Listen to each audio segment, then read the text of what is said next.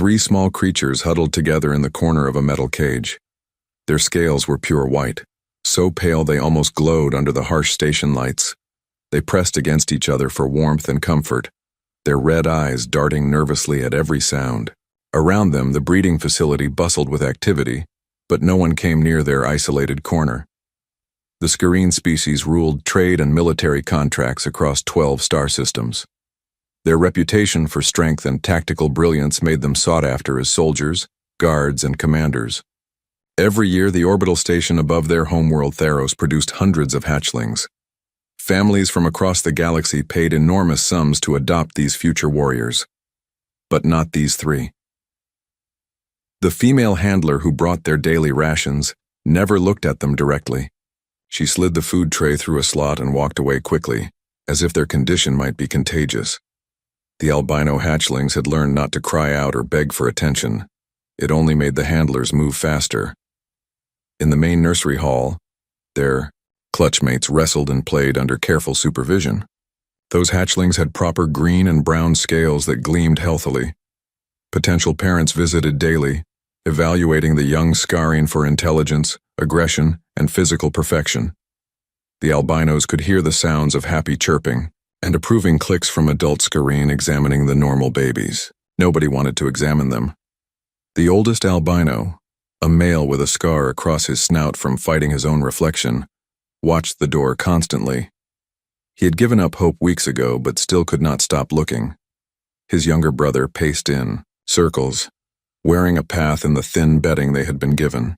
The sister sat motionless, conserving energy, her brilliant mind already understanding their situation better than her brothers did. Hatchery Master Vrel stopped by their cage once every few days.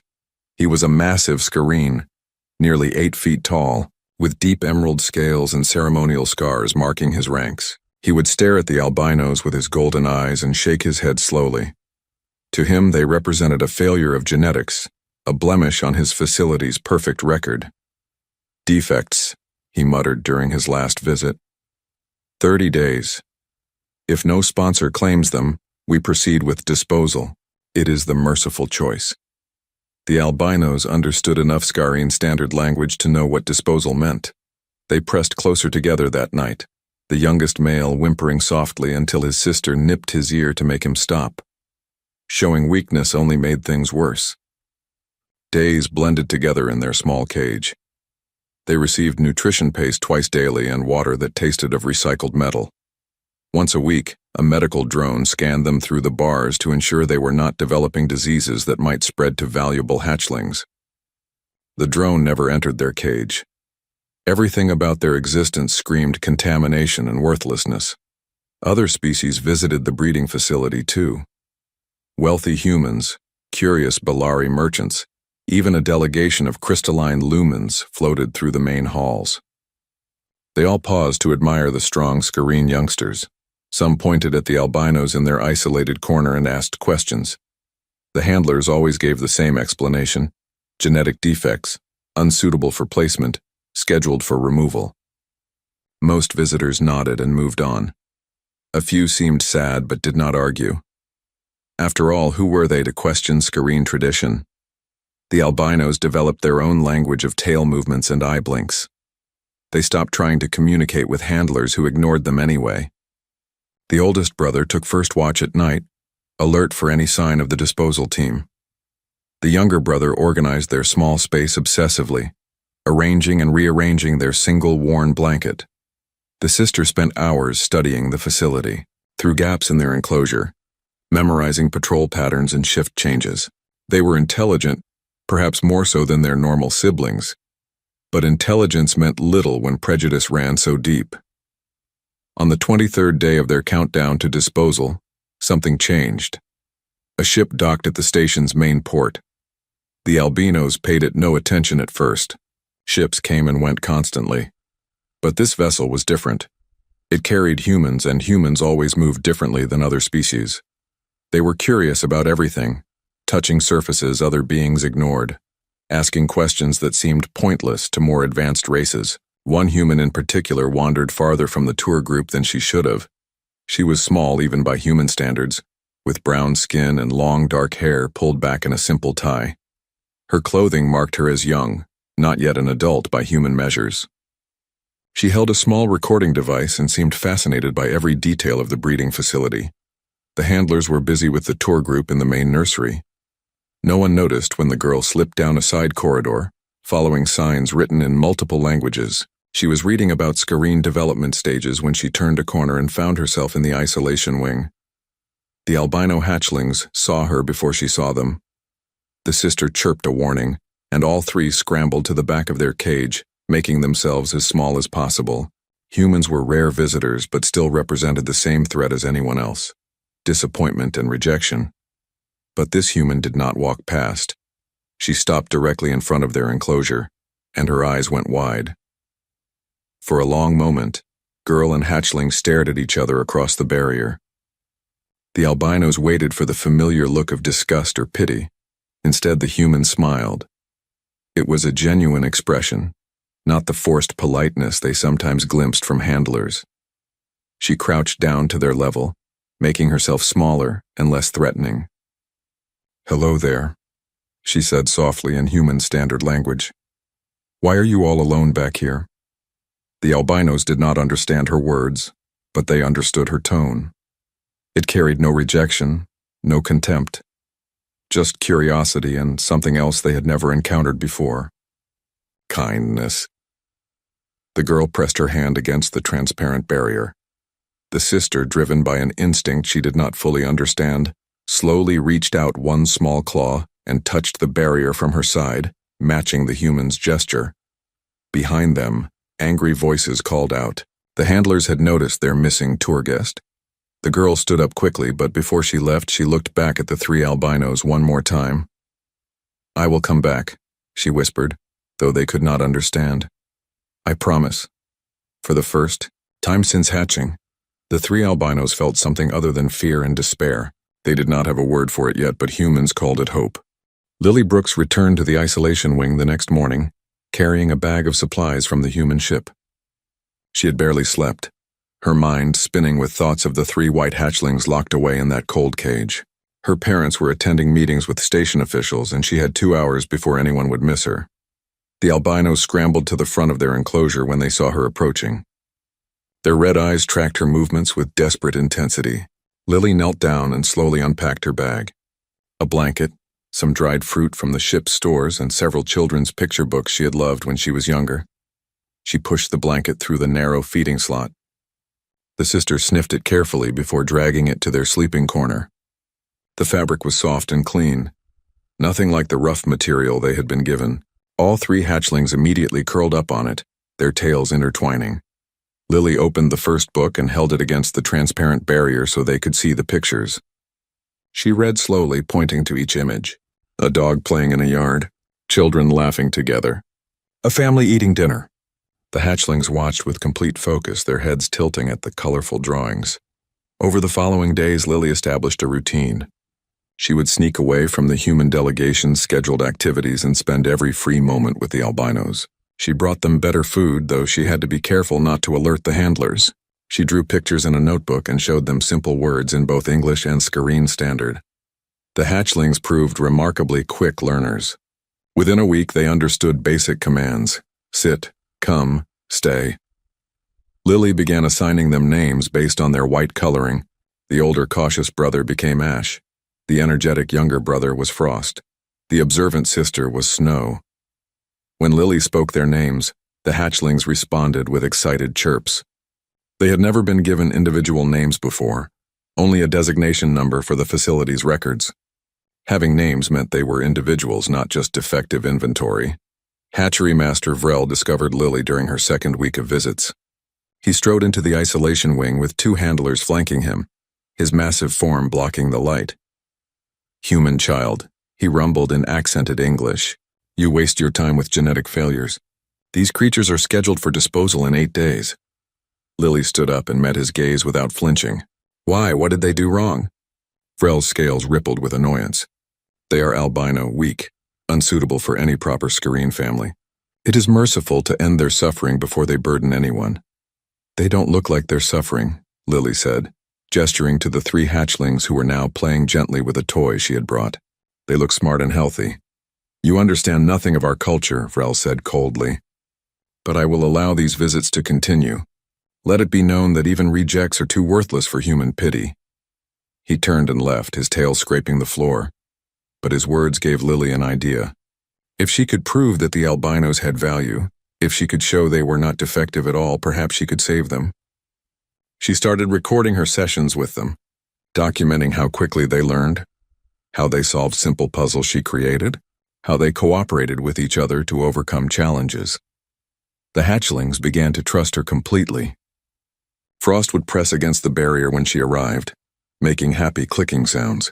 Ash watched over his siblings but gradually relaxed in her presence. Snow would bring Lily small gifts through the feeding slot, pebbles and scraps of shiny material she found in the cage. Lily taught them more English words: friend, safe, stay, together. She told them stories about Earth, about oceans and forests and cities full of different people living side by side. The hatchlings listened with rapt attention, their world expanding beyond the metal walls they had always known. By the third week, they could communicate in simple sentences using a mix of Scareen and English words plus gestures. Snow proved particularly gifted with language, stringing together complex ideas that surprised even Lily. "Why we different bad?" Snow asked one day, her small claws tapping the question mark pattern Lily had taught her. Lily struggled to explain prejudice to a child who had only ever experienced it, never understood it. "Different is not bad," she said firmly. "Different is just different. Some people fear what they do not understand, but that is their problem, not yours." The deadline crept closer. 5 days remained, then 4, then 3. Lily's parents noticed her distraction during meals and asked what was troubling her. She'd been afraid to tell them, worried they would forbid her visits or dismiss her concerns. But with time running out, she had no choice. That evening, she brought them to the isolation wing. Dr. Helen Brooks and Dr. Robert Brooks were xenobiologists who had studied dozens of species across their careers. They approached the albino hatchlings with professional curiosity that quickly turned to amazement. "These cognitive scores are remarkable," Helen murmured, running tests on her handheld scanner. "They're testing well above average for their age group." Robert was examining Snow's problem-solving abilities with a complex puzzle box.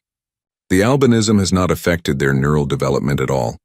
If anything, they may be slightly advanced compared to standard Scareen juveniles. Can we adopt them?" Lily asked, her voice shaking with hope. "Can we take them with us when we leave?"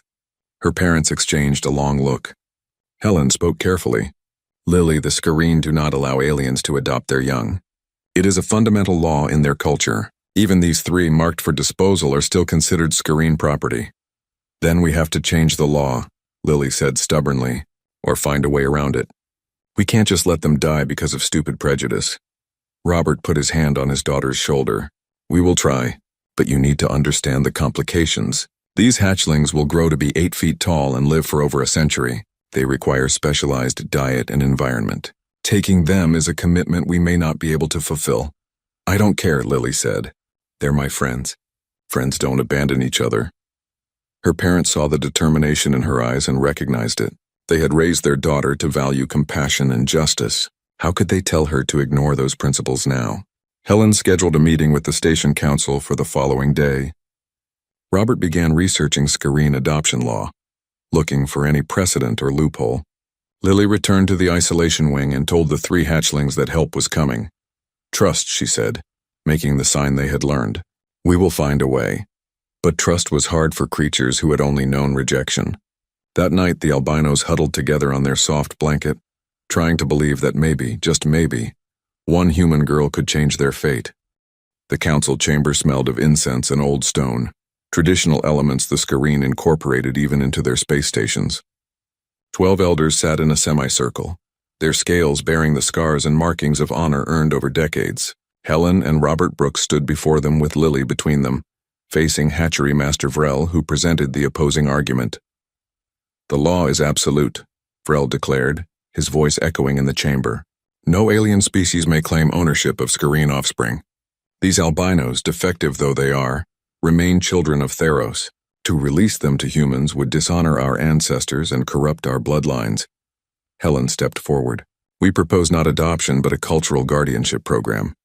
The hatchlings would remain registered as Scareen citizens.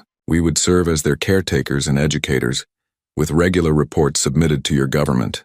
This creates precedent for cross-species collaboration without violating your core laws. The eldest council member, a female named Sora, with silver-tipped scales, clicked her teeth thoughtfully. An interesting proposal. But why should we trust humans with scurrying young, even defective ones? What qualifications does your family possess? Robert presented their credentials: decades of xenobiology research, successful interactions with juvenile members of 17 different species. But the council seemed unimpressed. Finally, Counselor Dren, a scarred warrior with half his tail missing, leaned forward. Words mean nothing. The girl claims to bond with these rejects. Let her prove it through our traditional trials. If she succeeds, we grant guardianship. If she fails, the disposal proceeds as scheduled, and this matter is closed forever. Lily felt her parents tense beside her, but she spoke before they could object. I accept. What are the trials? Vrel's eyes gleamed with satisfaction. 3 tests. Strength, to prove you can control them. Wisdom, to prove you understand scurrying thinking. Courage, to prove you will not abandon them when they show their true nature. You have 1 day to prepare. That evening, Lily visited the albinos and explained what was coming. Snow understood first, her red eyes widening with worry. Test dangerous? She asked in her improving English. Maybe, Lily admitted. But it is our only chance. Will you help me? The 3 hatchlings looked at each other, communicating in their silent way. Finally, Ash moved to the barrier and placed his claw against it. We help, you first, friend. We protect. The next morning, a crowd gathered in the facility's training arena. Word had spread about the human girl challenging scurrying tradition. Handlers, maintenance workers, even some visiting merchants came to watch. The betting pool strongly favored Lily's failure. The first trial began at noon. Lily entered a circular ring where Ash waited on the opposite side. Counselor Dren explained the rules. You must physically restrain the hatchling for 30 seconds. No weapons. No assistance. This proves you have the strength to prevent them from harming others. Lily approached Ash slowly. He was already larger than her, nearly 4 feet tall and heavily muscled despite his youth. The crowd murmured. This was clearly impossible. A human child could not overpower even a juvenile scurrying. But Lily and Ash had a plan. She came close and whispered, "Please help me save you." Ash understood. He lunged forward as if attacking, and Lily sidestepped, using his momentum to pull him off balance. They tumbled together, and Lily ended up on his back, her arms wrapped around his neck in a restraining hold she had researched the night before. Ash could have thrown her off easily, but he went still, counting silently as Lily clung to him. The judges counted aloud. 20 seconds, 25, 30. A horn sounded. Vrel protested immediately. The creature allowed it. This proves nothing. But Counselor Sora raised her hand.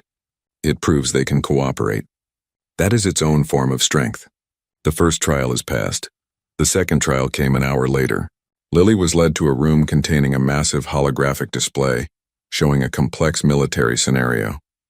12 scurrying warriors faced an enemy force with superior numbers and position. She had to devise a strategy for victory within 10 minutes. Lily stared at the display, her mind racing.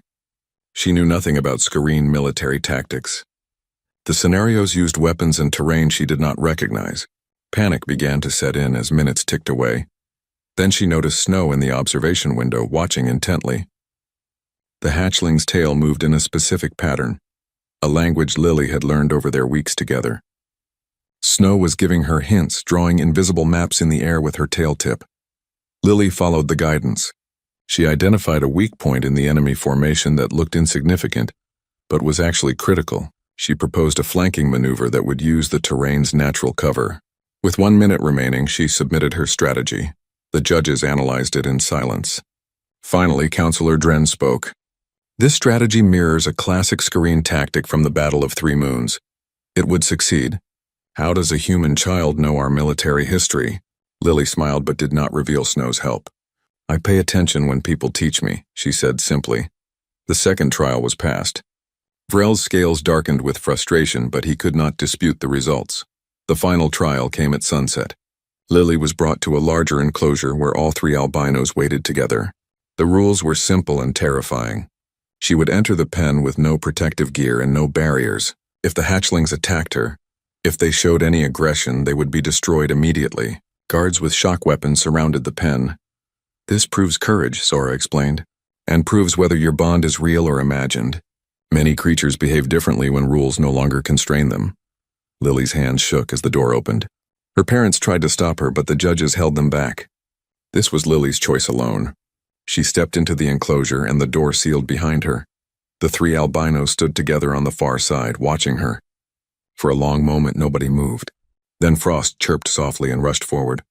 The guards tensed, weapons rising, but Frost only pressed his head against Lily's stomach, the scurrying gesture of affection and trust. Ash followed, moving to her left side protectively. Snow came last, circling them all with her tail in a protective loop. The four stood together in the center of the enclosure while the crowd watched in complete silence. Lily sat down on the floor, and the three hatchlings arranged themselves around her. She pulled out the storybook she had been reading to them and opened to their favorite page. In a clear voice, she began to read about a princess who befriended 3 dragons everyone else feared. She read for 5 minutes while the albinos listened peacefully, occasionally making happy sounds. The guards slowly lowered their weapons. Even Vrel seemed unable to maintain his anger in the face of such obvious connection. When Lily finished the story, she stood up and walked to the door. The albinos followed her like shadows, stopping only when she turned to say goodbye. Soon, she promised them. We will be together soon. Counselor Sora stood and addressed the chamber. The trials are complete. The human child has proven strength through cooperation, wisdom through learning, and courage through trust. I vote to grant cultural guardianship. One by one, the other counselors agreed. Even Dren, though reluctantly, acknowledged that Lily had met the requirements. Only Vrel voted against, but he was outnumbered. The albinos will be released to human custody, Sora declared. But understand this. They will wear monitor bands until they reach adulthood. Any incident of violence, any failure in their development, and they will be recalled and disposed of immediately. This is not mercy. This is probation, Lily nodded, accepting the terms. She did not care about conditions or restrictions. Her friends were saved. That was all that mattered. That night, the albinos were moved from their isolation cage to a temporary holding area near the human ship. Lily brought them real food and more blankets, and they celebrated together. They did not understand everything about their future, but they understood one thing perfectly. They were wanted. Finally, after weeks of rejection, someone had chosen them. A small human girl with a big heart had looked at 3 broken creatures and seen family. The research vessel Wayfinder was designed to house a crew of 40 humans comfortably, with additional space for cargo and scientific equipment. It was not designed for 3 rapidly growing scurrying juveniles with sharp claws and heavy tails. Within the first week, they accidentally broke 2 chairs, cracked a wall panel, and shattered 3 water containers just by moving through the corridors.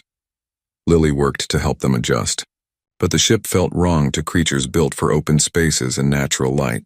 The albinos stayed cramped in the cargo bay area that had been converted into their quarters, surrounded by unfamiliar smells and constant humming from the engines. The crew divided into 2 camps. Some, like Dr. Helen Brooks and the head botanist Ruth, saw the albinos as Lily's friends and tried to make them welcome. They learned the hatchlings' names and brought them snacks from the galley. Ruth even started growing special plants that Skareen enjoyed eating, but others saw only danger. Engineering Chief Gordon Patterson led this group. He was a military veteran who had fought against Skareen raiders in his youth and carried deep distrust of the species. He argued loudly in crew meetings that 3 predators had no place on a civilian research vessel. They're children, Helen countered during one heated discussion. They're learning to adapt. They're animals, Patterson shot back. And animals follow instinct. Mark my words, someone will get hurt. The albinos knew they were not wanted by everyone. They could smell fear and hear the hostile whispers. Frost, the boldest of the 3, wanted to prove himself worthy. He started wandering the ship alone, trying to help with tasks despite lacking training. Snow focused on learning everything she could about humans. She watched educational videos, studied medical texts from the ship's database, and practiced speaking English until her pronunciation was nearly perfect. Ash stayed close to Lily, serving as her silent guardian whenever she moved through the ship. 6 months passed. The albinos grew rapidly, each reaching 5 feet in height and gaining muscle mass that made crew members nervous. Their monitor bands tracked their location and vital signs constantly, data streaming back to the Screen Council. Any aggressive spike in their heart rates or stress hormones would trigger an immediate investigation. Lily, now 16, spent every free hour teaching them about human culture and social rules. She showed them how to interpret facial expressions and tone of voice. She explained personal space and appropriate greetings. The albinos tried hard to follow every rule, desperate not to give anyone an excuse to send them back. But mistakes happened. Frost did not understand that humans valued privacy and walked into occupied bathrooms. Snow's questions during crew movie nights annoyed people who wanted to watch in silence. Ash's protective instincts made him growl softly when strangers approached Lily too quickly. The breaking point came during a routine maintenance shift. Lily was helping Patterson repair a coolant leak in the lower engineering deck. She reached for a tool on a high shelf, and Patterson, frustrated with her slow pace, stepped close behind her and raised his voice. "Move faster, girl. We don't have all day for your fumbling." He did not touch her, but his tone was harsh and his body language aggressive. Frost, who had been working quietly in the adjacent compartment, heard the shout and came running.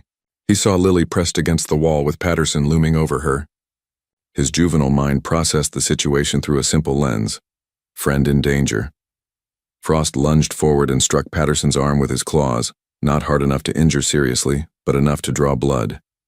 Patterson shouted in pain and anger, and alarms immediately blared as Frost's monitor band registered aggressive action. Within minutes, security personnel arrived. Patterson demanded Frost be locked up or ejected from the ship. The albinos were confined to their quarters while the crew held an emergency meeting.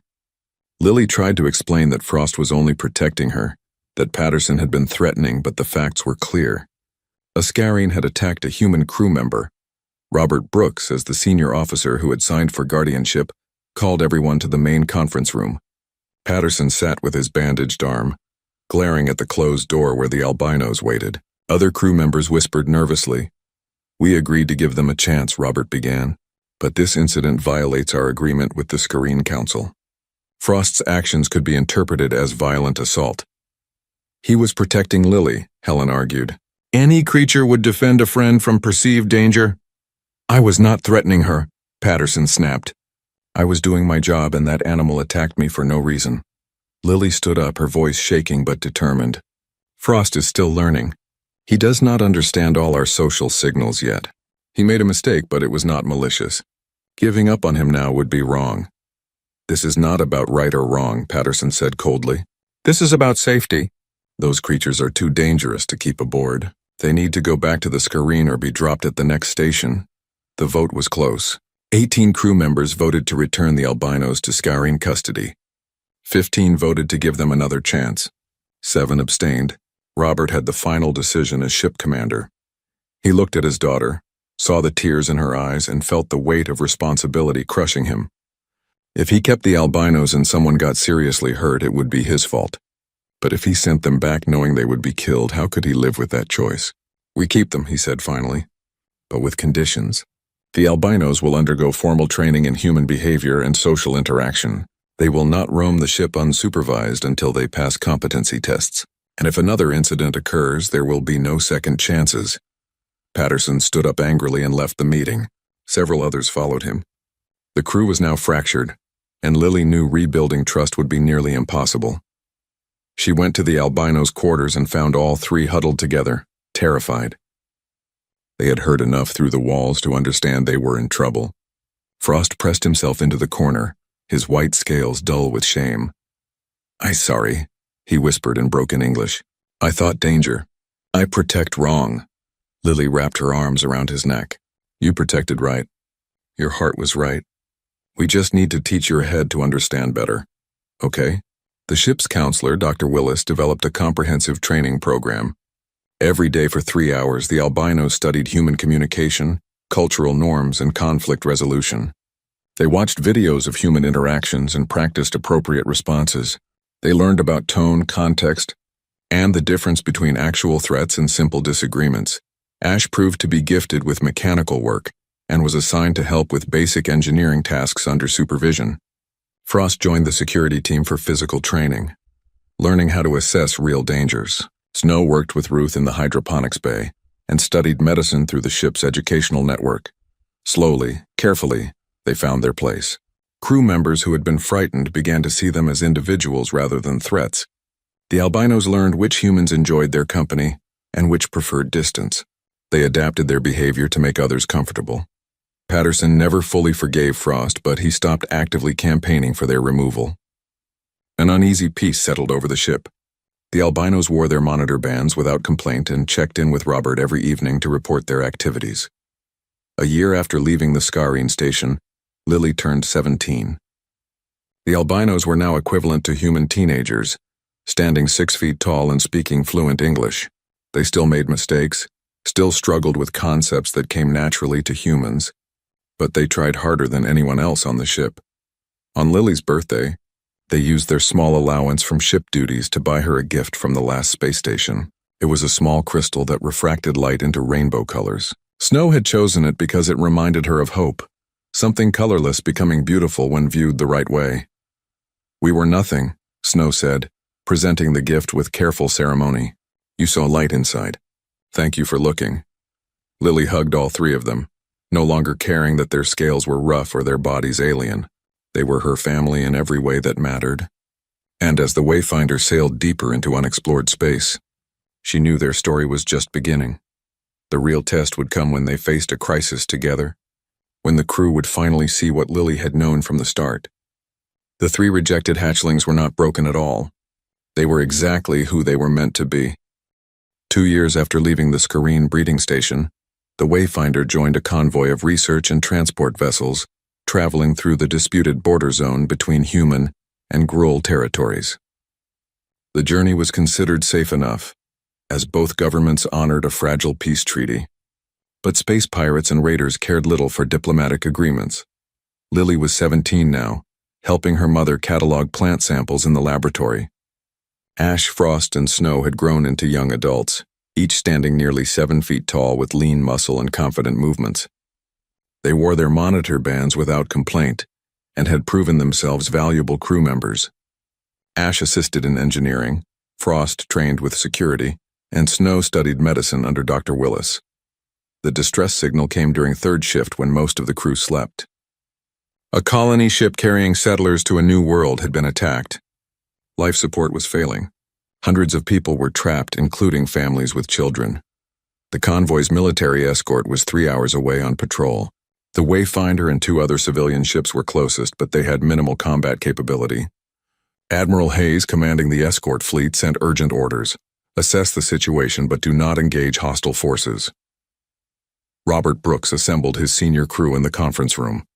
The tactical display showed the damaged colony ship venting atmosphere from multiple breaches. Sensor scans detected Gruul energy signatures, likely a raiding party looking for technology and valuable cargo. "We need to evacuate survivors," Helen said, studying the readouts. "But the raiders may still be aboard. Our security team is 5 people, none with military combat experience." Patterson spoke grimly. "The raiders will have at least a dozen armed fighters. If we send our people in, they will be slaughtered." A knock sounded on the door. Ash entered, followed by his siblings. All 3 wore serious expressions. "We volunteer," Ash said in his deep, carefully practiced voice. "We go with rescue team." Robert shook his head immediately. "Absolutely not. You are technically still minors under Scarine law, and your monitor bands report every action back to the Council. Combat would violate every term of your guardianship. People dying," Snow said softly. "Children scared. We can help." "You are not trained for combat situations," Patterson argued, though his tone was less hostile than it would have been 2 years ago. "And if something goes wrong, the political consequences will be severe." Frost stepped forward. "All life we are called weak, called useless, called defect. Please let us prove we are not. Let us show value." Lily had been silent, but now she spoke. "They are the strongest fighters we have. You know it, even if you do not want to admit it. Normal Scarine are already elite warriors, but Ash, Frost, and Snow have been training constantly for 2 years. They want to prove themselves. Give them the chance." Robert looked at his daughter, then at the 3 albinos who stood tall despite their nervousness. He thought about the children trapped on that dying ship. He thought about political complications and treaty violations and a dozen reasons to say no. Then he thought about what his daughter had taught him over the past 2 years. Sometimes the right choice was not the safe choice. "All right," he said, "but you follow orders from our security chief exactly. No heroics, no unnecessary risks. Your job is to help evacuate civilians, not hunt raiders." The rescue team assembled in the shuttle bay, 5 human security personnel plus the 3 albinos. They wore emergency pressure suits and carried basic weapons. The plan was simple: dock with the colony ship, reach the survivors in the safe zone, and evacuate them back to the shuttle before life support failed completely. But plans changed the moment they breached the damaged airlock. The Gruul had set an ambush.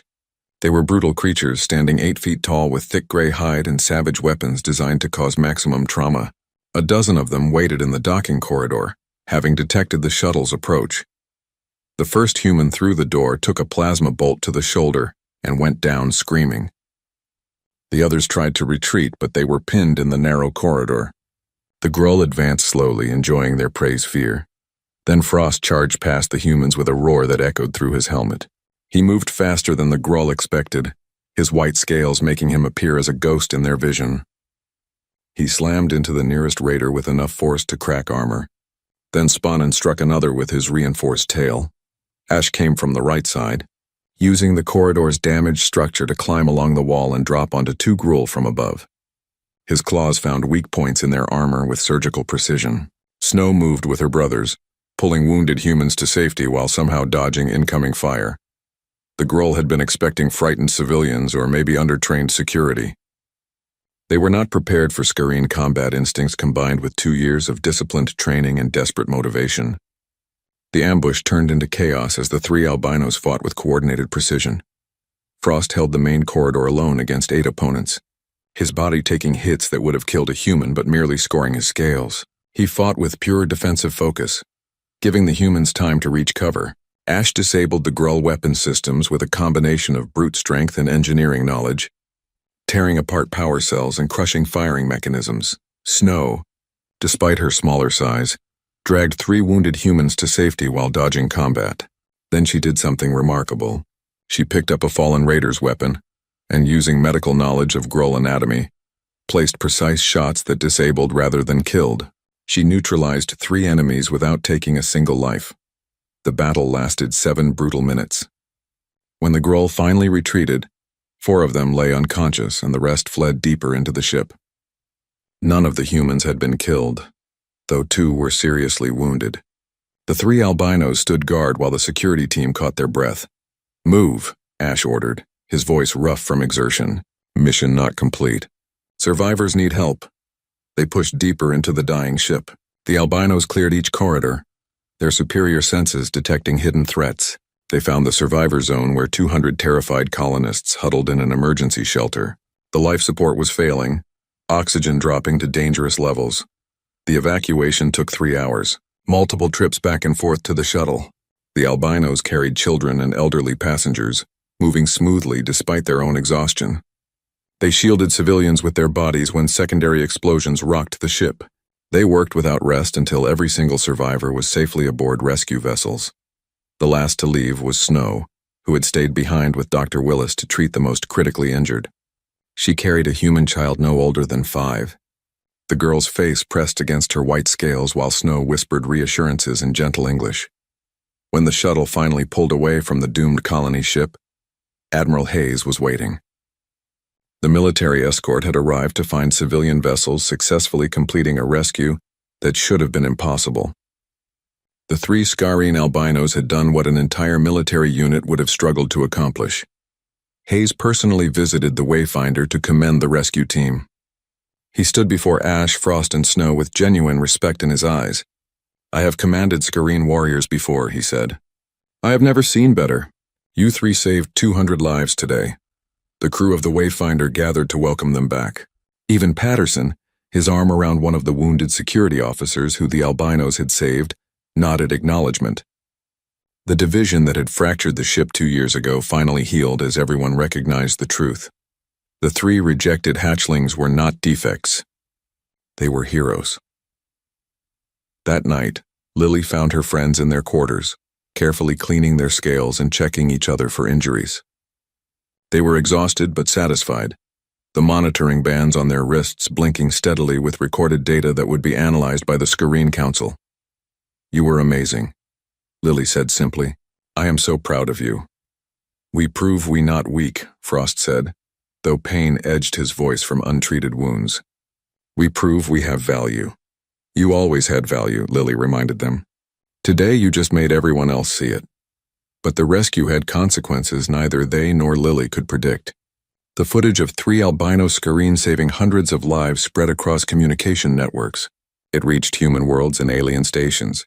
And eventually, inevitably, it reached Theros, where Hatchery Master Vrel watched the videos with complicated emotions. In the facility's newest isolation cage, 2 small albino hatchlings huddled together, waiting for their scheduled disposal.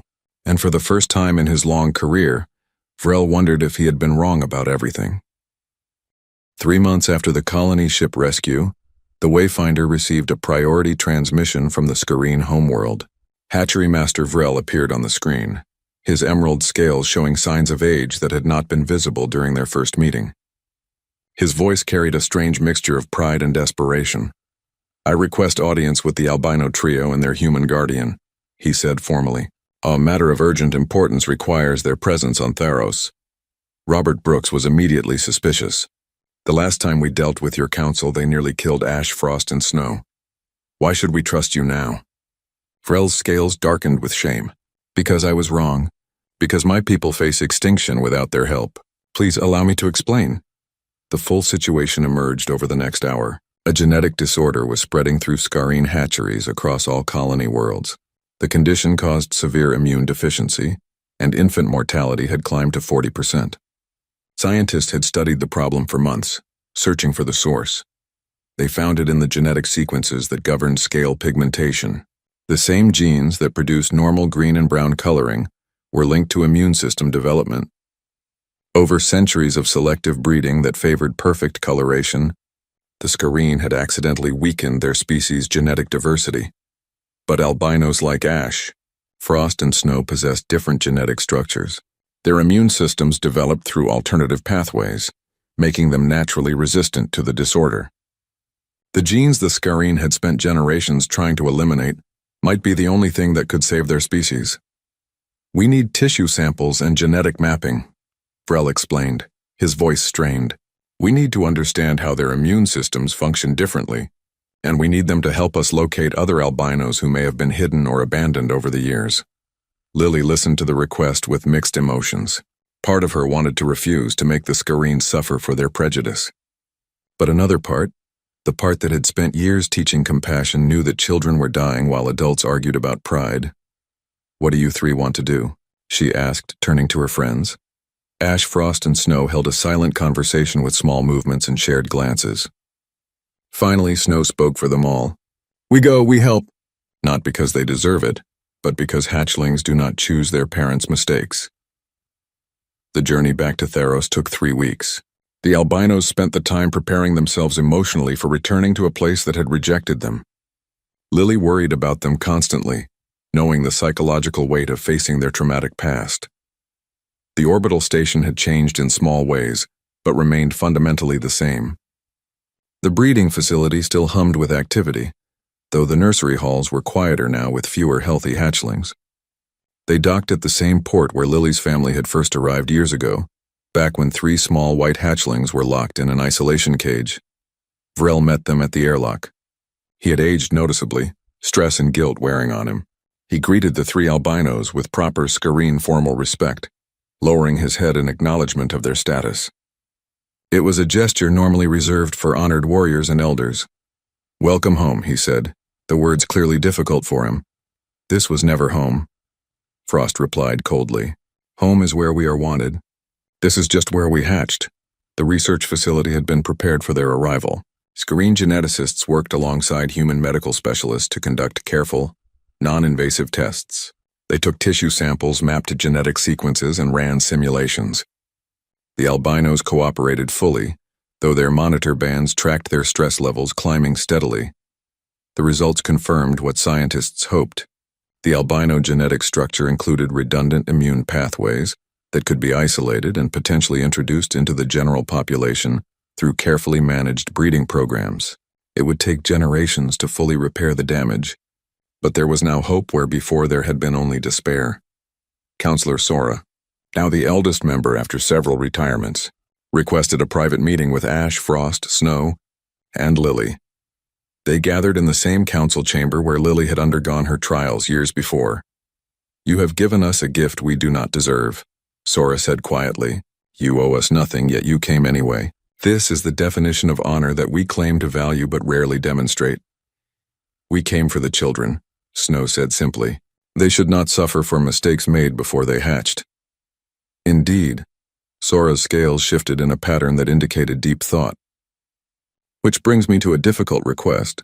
While examining facility records, we discovered 2 albino hatchlings were born during this cycle. Under our old laws, they would have been disposed of already. But the administrator delayed, uncertain after witnessing your achievements. They remain in isolation, awaiting decision." Lily felt her heart clench. 2 more rejected hatchlings locked away and frightened, just like Ash, Frost, and Snow had been. She looked at her 3 friends and saw her own emotions reflected in their eyes. "We wish to see them," Ash said firmly. The isolation wing looked exactly as it had 3 years ago. The same harsh lighting, the same cold metal cages, the same atmosphere of neglect. In the corner cage, 2 small white hatchlings huddled together. They were even younger than Ash and his siblings had been, barely 2 months old. The baby albinos scrambled to the back of their cage when the group approached, making distressed chirping sounds. They had learned already that visitors meant nothing good. Lily felt tears sting her eyes at the familiar scene, but this time the visitors were different. Ash knelt down in front of the cage and spoke in gentle Scareen. "We are like you.